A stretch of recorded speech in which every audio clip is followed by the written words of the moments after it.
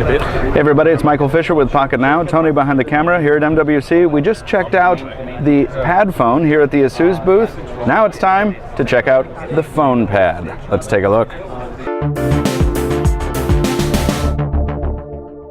So first I want to take you on a little hardware tour here. This is the FonePad, and this is ASUS's new either 7-inch tablet or mega-sized phone. You can see the earpiece called out up here. This can be used for voice calls, which I'll demo in just a second.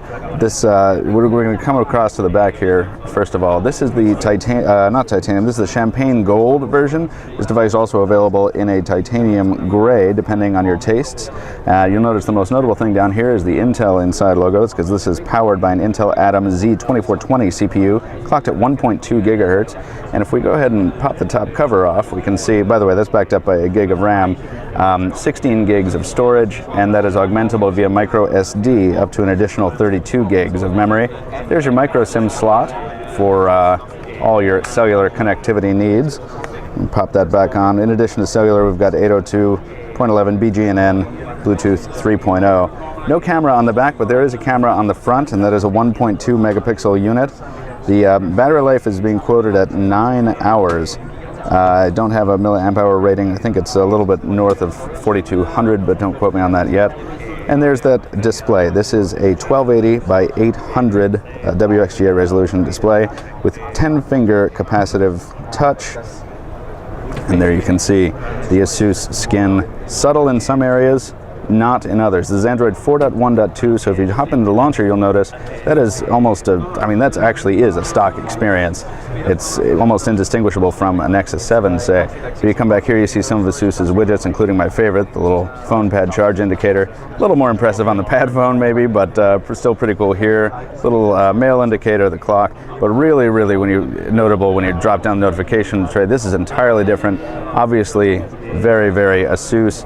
And also, when you say fire up a text message here, which, by the way, can be just a regular old SMS, because this is a phone, and you notice the different keyboard there that ASUS has thrown on here. So just talking about the feel and hand a little bit, since we've had our hands on a couple 7 and 8-inch tablets so far, this the metal backing does feel pretty good in the hand. It actually calls to mind a lot of other aluminum-clad phones in particular, just because of its size. We've got, you can't really see too much of it under here, but you've got the speakerphone here, lowerly mounted headphone jack. I mean, it's definitely in the same family as the Nexus 7 just by virtue of its size and because there are only so many ways to make a 7-inch tablet. But the metal feel in hand it feels good, but I'm not entirely sure I'd want to throw this down on countertops quite as freely as I do the Nexus 7, just because I feel like this is going to get scratched up a bit more than a rubber-backed device. But it's certainly priced correctly, and one feature, at least one feature it doesn't have that you can't find on the Nexus 7 is that top-mounted earpiece, which, if we kind of bring it up to my head here, you can see what it looks like in case you're wondering, in case you don't live in an Asian market where this is common. This is what the FonePad looks like against your head.